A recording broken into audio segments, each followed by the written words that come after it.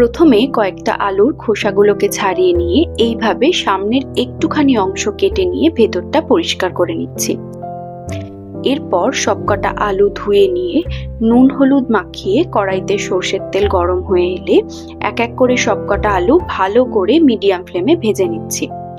খেয়াল রাখতে হবে যেন 60% মতো আলুর কাঁচা ভাবটা এই স্টেজেই চলে যায়। এরপর নিয়ে নিয়েছি 200 গ্রাম মতো পনির।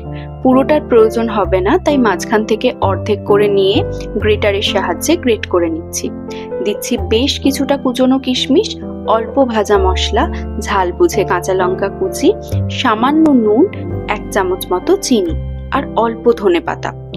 সবকিছুকে খুব ভালো করে মেখে নেওয়া হয়ে গেলে ঝটপট আলুর ভেতরে স্টাফিংটা সেরে নিচ্ছি। অন্যদিকে কড়াইতে দিয়ে দিচ্ছি কয়েকটা গোটা গরম মশলা, এই যেমন দারচিনি, লবঙ্গ, ছোট এলাচ, শুকনো লঙ্কা, গোলমরিচ আর অল্প গোটা জিরে।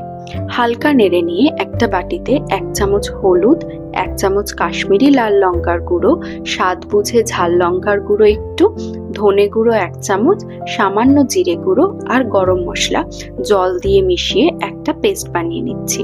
কড়াইতে পেস্টটা দিয়ে মিডিয়াম ফ্লেমে 1 মিনিট মতো ভেজে নিয়ে দিচ্ছি আদা রসুন বাটা। ভালো করে আদা রসুন বাটা ভাজা হয়ে গেলে এবার দিচ্ছি 4 চামচ মতো ফেটিয়ে রাখা টক দই। ফ্লেম কিন্তু এই সময় একদম লো থাকবে। দইটা মেশানো হয়ে গেলে এখানে আমি 1 চামচ মতো গোলমরিচ গুঁড়ো ব্যবহার করছি, যেটা একদমই অপশনাল।